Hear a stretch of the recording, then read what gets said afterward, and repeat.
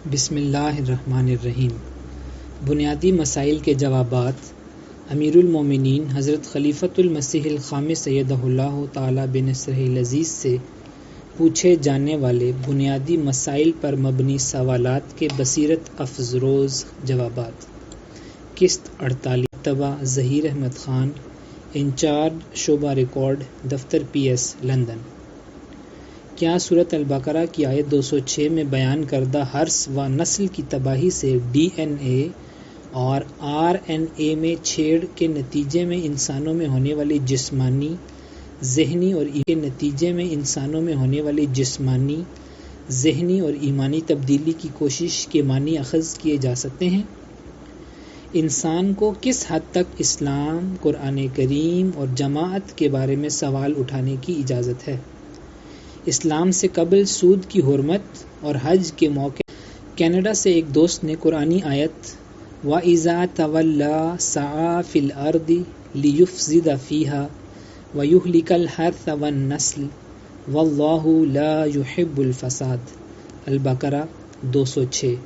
یعنی جب وہ صاحب اختیار ہو جائے تو زمین میں دوڑا پھرتا ہے تاکہ اس میں فساد کرے اور فصل اور نسل کو ہلاک کرے، جبکہ اللہ فساد کو پسند نہیں کرتا۔ سے ہرس و نسل کی تباہی سے مراد DNA اور RNA میں چھیڑ چھاڑ کرنے کے نتیجے میں انسانوں میں ہونے والی جسمانی، ذہنی اور ایمانی تبدیلی کی کوشش کے معنی اخذ کر کے اس بارے میں حضور انور ایدہ اللہ تعالی بنصرہ العزیز سے رہنمائی چاہی، جس پر حضور انور ایدہ اللہ تعالی بنصرہ العزیز نے اپنے بارے میں درج ذیل ہدایات فرمائیں۔ حضور انور نے فرمایا: جواب، اللہ تعالیٰ کے وعدے کے مطابق قرآن کریم قیامت تک کے لیے بنی نوع انسان کی ہدایت اور رہنمائی کے لیے نازل کیا گیا ہے۔ چنانچہ اللہ تعالیٰ قرآن کریم میں فرماتا ہے وَإِن مِّن شَيْءٍ إِلَّا عِندَنَا خَزَائِنُهُ وَمَا نُنَزِّلُهُ إِلَّا بِقَدَرٍ مَّعْلُومٍ۔ سورۃ الحجر 22۔ یعنی ہمارے پاس ہر چیز کے غیر محدود خزانے ہیں، نازل کرتے ہیں۔ سائنسی نقطۂ نظر سے آپ کی اس آیت کے جو معنی بیان کیے ہیں وہ ٹھیک ہیں، ان میں کوئی حرج کی بات نہیں۔ DNA میں چھیڑ چھاڑ کے نتیجے میں انسانی تباہی کے مضمون کو حضرت خلیفۃ المسیح الرابع رحمہ اللہ نے بھی بعض مواقع پر بیان فرمایا ہے۔ چنانچہ حضور رحمہ اللہ نے اپنی مارکہ آراء تصنیف الہام عقل، علم اور سچائی میں بھی جینیاتی انجینئرنگ کے عنوان کے تحت انسانی تخلیق میں اس قسم کی منفی چھیڑ چھاڑ کی کوشش کے بارے میں دنیا کے سائنسدانوں اور حکومتوں کو انتباہ فرمایا ہے۔ اسی طرح حضرت خلیفۃ المسیح الاول رضی اللہ تعالیٰ عنہ، حضرت خلیفۃ المسیح الثانی رضی اللہ عنہ اور حضرت خلیفۃ المسیح الثالث رحمہ اللہ تعالیٰ نے بھی اپنے وقتوں میں ان میں بھی اس قسم کی منفی انسانی تدابیر اختیار کرنے کے بارے میں انذار فرمایا گیا ہے۔ چنانچہ حضرت مصلح موعود رضی اللہ عنہ اس آیت کی تفسیر کرتے ہوئے فرماتے ہیں: ایسے لوگوں کی حالت یہ ہوتی ہے کہ جب انہیں بادشاہت مل جاتی ہے، یعنی وہ خدا تعالیٰ کی پیدا کردہ طاقتوں سے کام لے کر حکومت پر قابض ہو جاتے ہیں، تو بجائے اس کے کہ رعایا اور ملک کی خدمت کریں، بجائے اس کے کہ لوگوں کے دلوں میں سکینت اور اطمینان پیدا کریں، وہ ایسی تدابیر اختیار کرنی شروع کر دیتے ہیں دوسرے مذہب کے ماننے والوں سے لڑنے جھگڑنے لگ جاتے ہیں، اور ملک میں طوائف الملوکی کی حالت پیدا ہو جاتی ہے۔ اسی طرح وہ ایسے طریق اختیار کرتے ہیں جن سے ملک کی تمدنی اور اخلاقی حالت تباہ ہو جاتی ہے اور آئندہ نسلیں بیکار ہو جاتی ہیں۔ حرث کے لغوی معنی تو کھیتی کے ہیں، مگر یہاں حرث کا لفظ استعارتاً وسیع معنوں میں استعمال ہوا ہے، اور بتایا گیا ہے کہ جتنے ذرائع ملک کی تمدنی حالت کو بہتر بنانے والے ہوتے ہیں، ان ذرائع کو اختیار کرنے کی بجائے وہ ایسے قوانین بناتے ہیں جن سے تمدن تباہ ہو، اقتصاد برباد ہو، مالی حالت میں ترقی نہ ہو۔ اس طرح وہ نسل انسانی کی ترقی پر تبر رکھ دیتے ہیں اور ایسے قوانین بناتے ہیں جن سے آئندہ پیدا ہونے والی نسلیں اپنی طاقتوں کو کھو بیٹھتی ہیں اور ایسی تعلیمات جن کو سیکھ کر وہ ترقی کر سکتی ہیں ان سے محروم ہو جائیں۔ صفحہ 453-454۔ اسی طرح حضرت خلیفۃ المسیح الثالث رحمہ اللہ تعالیٰ نے بھی اپنے خطبات جمعہ مورخہ 28 جولائی 1972 عیسوی اور 11 اگست 1972 عیسوی میں سورہ بقرہ کی آیت نمبر 206 کی تشریح اس انسان کو عطا ہونے والی خداداد استعدادوں اور طاقتوں کے غلط اور مفسدانہ استعمال کو نوع انسانی کے لیے مضر قرار دیتے ہوئے اس کے نتیجے میں حاصل ہونے والی اللہ تعالیٰ کی ناراضگی سے بنی نوع انسان کو متنبع فرمایا ہے۔ حضور رحمہ اللہ تعالیٰ آپ وہاں سے ان کا مطالعہ کر سکتے ہیں۔ سوال: امریکہ سے ایک دوست نے حضور انور ایدہ اللہ تعالیٰ بنصرہ العزیز کی خدمت اقدس میں تحریر کیا کہ انسان کو کس حد تک اسلام، قرآن کریم اور جماعت کے بارے میں سوال اٹھانے کی اجازت ہے۔ مزید یہ کہ میں نے اپنے مربی صاحب سے اسلام سے قبل سود کی حرمت کے بارے میں، نیز حج کے موقع پر عورتوں اور مردوں کے اکٹھے نماز پڑھنے کے بارے میں سوال کیا، لیکن مربی صاحب نے ان سوالوں کا تسلی بخش جواب نہیں دیا۔ اسی طرح اس دوست نے لجنہ انور کے ساتھ ایک ملاقات میں ایک سوال پر حضور انور کے جواب کے مذہب کے معاملے میں کیوں اور کس لیے کا سوال نہیں ہے کا بھی ذکر کر کے اس بارے میں حضور انور سے رہنمائی چاہی۔ حضور انور ایدہ اللہ تعالیٰ بنصرہ العزیز نے اپنے مکتوب مؤرخہ 26 نومبر 2021 عیسوی میں اس سوال کا تفصیلی ہدایات فرمائیں۔ حضور انور نے فرمایا: جواب: اسلام نے زیادتی علم کے لیے سوال کرنے کی اجازت دی ہے، جیسا کہ فرمایا: فَاسْأَلُوا أَهْلَ الذِّكْرِ إِن كُنتُمْ لَا تَعْلَمُونَ۔ النحل 44۔ یعنی اگر تم نہیں جانتے تو النحل 44، یعنی اگر تم نہیں جانتے تو اہل ذکر سے پوچھ لو، لیکن کج بحثی کی خاطر لغو، بےہودہ اور بے ادبی والے سوال کرنے سے اللہ تعالیٰ نے منع فرمایا ہے۔ چنانچہ فرمایا: یا ایھا الذین آمنوا لا تسألوا عن اشیاء، مائدہ 102۔ یعنی وہ لوگوں جو ایمان لائے ہو ایسی چیزوں کے متعلق سوال نہ کیا کرو کہ اگر وہ تم پر ظاہر کر دی جائیں تو وہ تمہیں تکلیف میں ڈال دیں۔ اس طرح فرمایا: ام تريدون ان تسألوا رسولکم کما سئل موسیٰ من قبل البقرہ 109۔ یعنی کیا تم اپنے رسول سے اسی طرح سوال کرنا چاہتے ہو جس طرح پہلے اس سے موسیٰ سے سوال کیے گئے تھے؟ چنانچہ صحابہ رسول صلی اللہ علیہ وسلم سوال کرنے میں بہت زیادہ محتاط تھے۔ وہ بیان کرتے ہیں کہ ہم خود سوال کرتے تھے کہ کوئی اعرابی آئے اور حضور صلی اللہ علیہ وسلم سے سوال پوچھے تا ہم وہ باتیں سن کر اپنا علم بڑھا لیں۔ پھر حدیث میں آتا ہے کہ اللہ تعالیٰ صحابہ رضوان اللہ علیہم کی اس علمی تشنیگی کو اس طرح دور فرما دیتا ہے کہ بعض اوقات حضرت جبرائیل کو انسان کی شکل میں بھیجتا اور وہ حضور سے سوال کرتے اور حضور صلی اللہ علیہ وسلم ان سوالوں کے جواب دیتے، جس سے صحابہ اپنی علمی پیاس بجھا لیتے۔ صحیح بخاری کتاب تفسیر القرآن، باب قولہ ان اللہ عندہ علم الساعہ۔ حضرت مسیح موعود علیہ السلام سوال کرنے کے بارے میں فرماتے ہیں: بہت لوگ ایسے ہوتے ہیں کہ ان کے دل میں ایک شبہ پیدا ہوتا ہے، وہ اس کو نکالتے نہیں اور پوچھتے نہیں، جس سے وہ اندر ہی اندر نشو و نما پاتا رہتا ہے، پھر اپنے شکوک اور شبہات کے انڈے بچے دیتا ہے، نفاق تک پہنچا دیتی ہے کہ جب کوئی امر سمجھ میں نہ آوے تو اسے پوچھا نہ جاوے اور خود ہی ایک رائے قائم کر لی جاوے۔ میں اس کو داخل ادب نہیں کرتا کہ انسان اپنی روح کو ہلاک کر لے۔ ہاں یہ سچ ہے کہ ذرا ذرا سی بات پر سوال کرنا بھی مناسب نہیں، اس سے منع فرمایا گیا ہے۔ الحکم جلد 7 نمبر 13، مورخہ 10 اپریل 1903 عیسوی، صفحہ 1۔ بس سوال کرنا تو منع نہیں، اور اگر کوئی بات سمجھ نہ آئے تو ضرور پوچھنی چاہیے، لیکن ہر بات میں بحث اور تکرار کے لیے سوال در سوال کی عادت بنا لینا بھی ٹھیک نہیں۔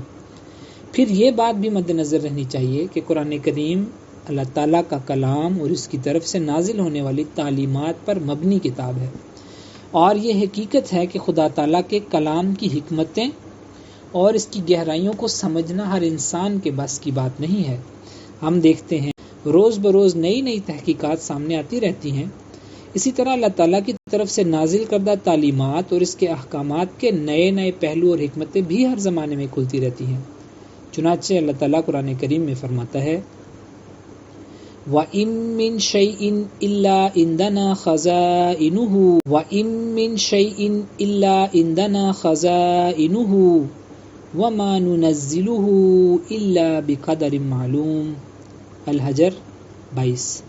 یعنی ہمارے پاس ہر چیز کے غیر محدود خزانے ہیں، لیکن ہم اسے ہر زمانے میں اس کی ضرورت کے مطابق ایک معین کہ قرآن کریم چونکہ ایک دائمی کلام ہے اور اس میں قیامت تک کے لیے انسانوں کی فلاح، ہدایت اور رہنمائی کے لیے تعلیمات موجود ہیں، جن کا ہر زمانے میں حسب ضرورت استخراج ہوتا رہے گا۔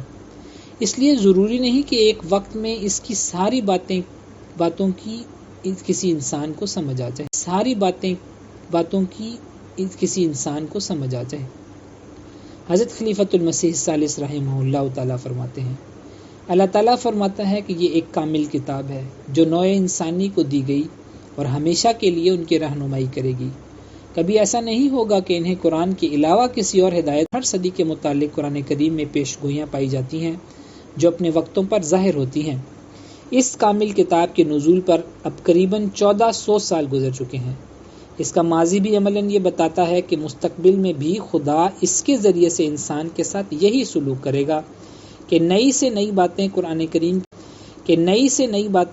کریم کی پیش گوئیوں کے مطابق ظہور میں آئیں گی اور پیش گوئیاں پوری ہوں گی۔ جب نئے مسائل پیدا ہوں گے، قرآن کریم کی نئی تفسیر خدا تعالیٰ اپنے بندوں کو سکھائے گا، اپنے مقربین اور اپنے محبوب بندوں کو، اور پھر وہ ان مسائل کو حل کریں گے۔ خطبہ جمعہ فرمودہ جولائی 1977 عیسوی، خطبات ناصر جلد ہفتم صفحہ 113۔ قرآن کریم ایک اور مقام پر اسی بارے میں اس طرح ہماری رہنمائی فرماتا ہے ہن ام الکتاب وَأُخَرُ مُتَشَابِهَاتٌ فَأَمَّا الَّذِينَ فِي قُلُوبِهِمْ زَيْغٌ فَيَتَّبِعُونَ مَا تَشَابَهَ مِنْهُ ابْتِغَاءَ الْفِتْنَةِ وَابْتِغَاءَ تَأْوِيلِهِ وَمَا يَعْلَمُ تَأْوِيلَهُ إِلَّا اللَّهُ وَالرَّاسِخُونَ فِي الْعِلْمِ يَقُولُونَ آمَنَّا بِهِ كُلٌّ مِّنْ عِندِ رَبِّنَا وَمَا يَذَّكَّرُ إِلَّا أُولُو الْأَلْبَابِ آل عمران 8۔ یعنی وہی ہے جس نے تجھ پر کتاب اتاری، اسی میں سے محکم آیات بھی ہیں اور وہ کتاب کی ماں ہیں، اور کچھ دوسری متشابہ آیات ہیں۔ پس وہ لوگ جن کے دلوں میں کجی ہے، وہ فتنہ چاہتے ہوئے اور اس کی تعویل کی خاطر اس میں سے اس کی پیروی کرتے ہیں، اور ان کے سوا جو علم میں پختہ ہیں کوئی اس کی تعویل نہیں جانتا۔ وہ کہتے ہیں ہم اس پر ایمان لے آئے، سب ہمارے رب کی طرف سے ہے، اور عقل مندوں کے سوا کوئی نصیحت نہیں پکڑتا۔ حضرت خلیفۃ المسیح الاول رضی اللہ عنہ اس آیت کی تفسیر میں فرماتے ہیں میرے نزدیک ہر شخص کے لیے کوئی حصہ کسی متکلم کے کلام کا محکم ہوتا ہے، یعنی جو خوب طور پر سے سمجھ آ جاتا ہے۔ کوئی ایسا حصہ ہوتا ہے کہ اس کے معنی سمجھنے میں دقتیں پیش آتی ہیں، اور بوجہ اس کے مجمل رکھنے کے کئی معنی ہو سکتے ہیں۔ ہر شخص پر یہ حالت گزرتی ہے۔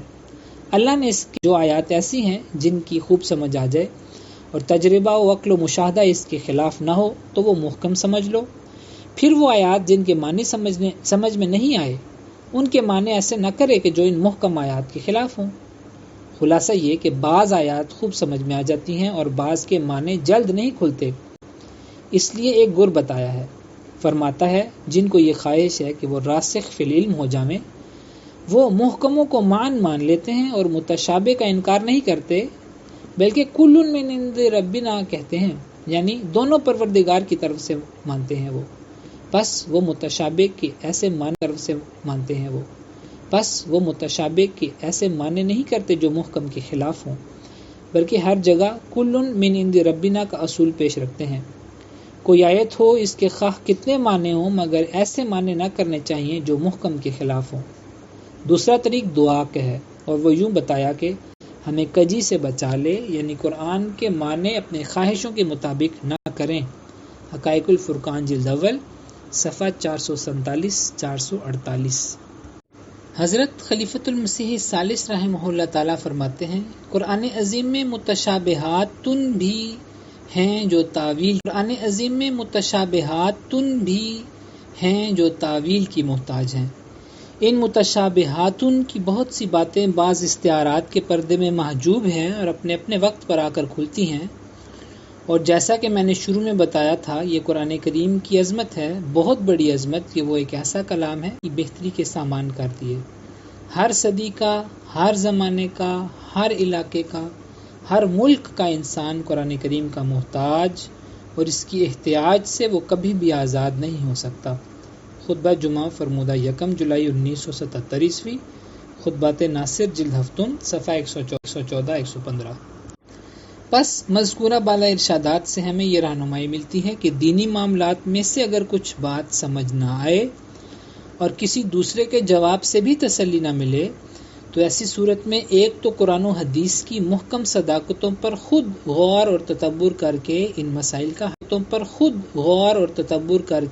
مسائل کا حل تلاش کرنے کی کوشش کرنی چاہیے، اور دوسرا اللہ تعالیٰ کے حضور عاجزانہ دعا کرتے ہوئے اس کے آگے جھکتے ہوئے ان مسائل کے بارے میں اسی سے رہنمائی طلب کرنی چاہیے۔ باقی جہاں تک آپ کے سوالات کا تعلق ہے، تو جو میں نے سیکرٹری صاحبہ ناصرات کو ناصرات کی تربیت کی طرف توجہ دلاتے ہوئے یہ کہا تھا کہ مذہب کے معاملے میں کیوں اور کس لیے کا سوال نہیں ہے، ایمان بالغیب بچپن میں ہی ان کے ذہنوں میں ڈالنا چاہیے۔ اس کا بھی یہی مطلب تھا کہ مذہب کے معاملے میں بعض امور بڑے واضح ہوتے ہیں جو آسانی سے سمجھ آ جاتے ہیں، لیکن بعض امور کو اللہ تعالیٰ نے اپنے لامحدود علم کی بنا پر ایمان بالغیب کے پردے میں رکھا ہے، جن کی حقیقت کو سمجھنا یا ان کا احاطہ کرنا انسان کے بہت ہی محدود علم کے بس کی بات۔ معاملے میں جس طرح ہم آسانی سے سمجھ آ جانے والے احکامات کی پابندی کرتے ہیں اور ان کو اپنی زندگیوں کا حصہ بناتے ہیں، اسی طرح ہمارا یہ بھی فرض ہے کہ ان احکامات کی بھی اسی طرح اطاعت کریں جن کا ایمان بالغیب کے ساتھ تعلق ہے، اور ان کے بارے میں بلا وجہ اپنے ذہنوں میں شکوک و شبہات کو جگہ نہ دیں۔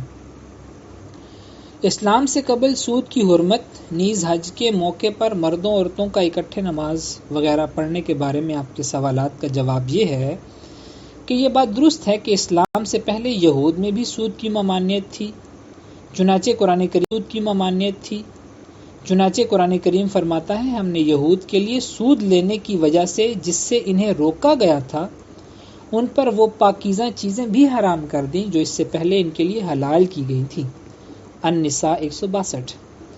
عہد نامہ قدیم کی بہت سی کتابوں میں بھی سود کی اسرائیلیوں اور پردیسیوں سے سود لینے کی اجازت بھی دی گئی ہے۔ چنانچہ لکھا ہے، تم اپنے بھائی سے سود وصول نہ کرنا، خواہ وہ روپوں پر، اناج پر یا کسی ایسی شے پر ہو جس پر سود لیا جاتا ہو۔ تم چاہو تو پردیسیوں سے وصول کرنا، لیکن کسی اسرائیلی بھائی سے نہیں۔ استثناء باب 23 آیت 20 تا 21۔